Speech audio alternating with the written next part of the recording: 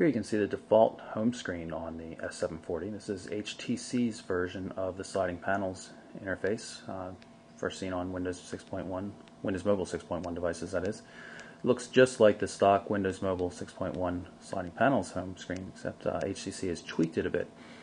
You can see like this is the email panel. Get you a close look there.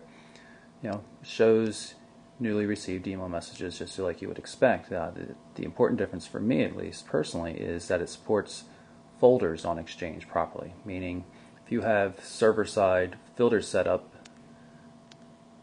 to make sure that mail gets put into appropriate subfolders, based on in my personal case, manufacturer, depending on who's sending it to me, then folders change. So the things don't all come in my inbox, and this is the first device, Windows Mobile or otherwise, that actually handles that properly, and I get new message notifications regardless of what folder the Exchange server puts the new message in, which is really fantastic. You can see here, there's full support for attachments. This is a simple spreadsheet that I used to use for testing headsets and phones. I attach that to the email, so you can see there's built-in read support for Office documents. The great thing is when you hit back out of one of those messages, it takes you back to the sliding panels instead of taking you back to the inbox. Supports HTML, email, all that kind of stuff, and you can obviously do other things with it. There's also a nice new weather panel, because HTC devices are known lately for weather. So you can set one city, you can't set multiple cities, but you can get your forecasts and you can have it auto refresh, things like that. Also a nice way for accessing bookmarks. Very handy. You just go to anything you want directly from the home screen. Much quicker access than going to the browser itself and then pulling up the favorites and selecting something. So HTC's put a little bit of thought into this, and they've really improved on the sliding panels concept that you had with default Windows Mobile 6.1 devices.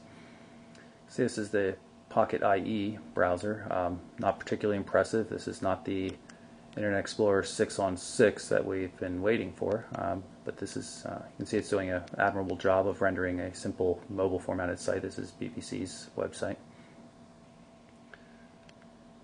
You can do full screen modes, of course, and also works in landscape. And what we'll do is go to the Mobile Burn website.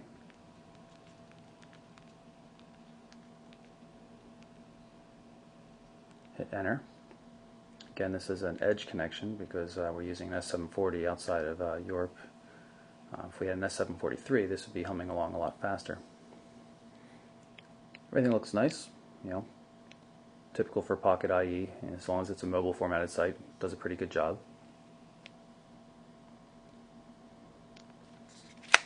So you have landscape and portrait mode viewing, like you would expect. Nothing too fancy.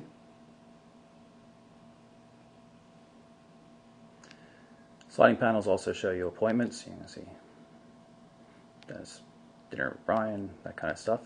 Missed calls, new voicemails, separate panel for SMS and MMS.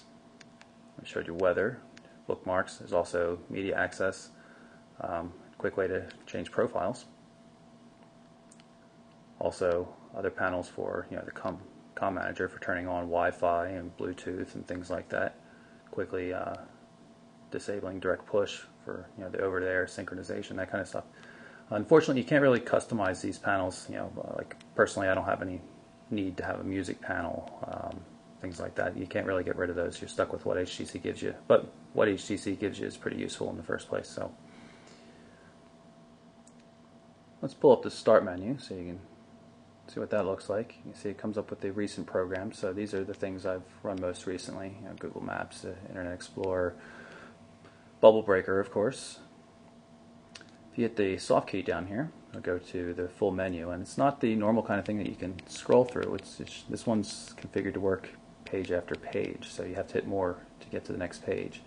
Not as nice as some, but workable, I suppose. See, we'll pull up the multimedia menu, and you can see there's settings for the audio booster, HTC's own audio manager player instead of Windows Mobile or Windows Media Player rather. There's also an FM radio, requires the use of the included antenna, so you have to, of course, have that plugged in order for it to work. You can add speed dials to just about anything, so add a speed dial or a voice tag for voice dialing. Speed dial for the FM radio, and we could choose what key to use, and say make it 4. And then when we are elsewhere on the phone and hold down the 4, makes a little bit of noise, but then brings up the radio application, which we still cannot use because the antenna's not, or the headset's not plugged in. Dialing is pretty straightforward. You just start typing a name or number. Go G-O-J-O-H for John. You see John Doe there. You can scroll left and right with the D-pad to see work versus mobile numbers, text, email, that kind of thing, web addresses. Pull up the record, see what it looks like. Obviously pictures, and then menu will let you edit the record. Pretty straightforward, works pretty well. A lot of information you can store in there. And of course you can always just call this by hitting either the green button here, which isn't really green, or the left soft key.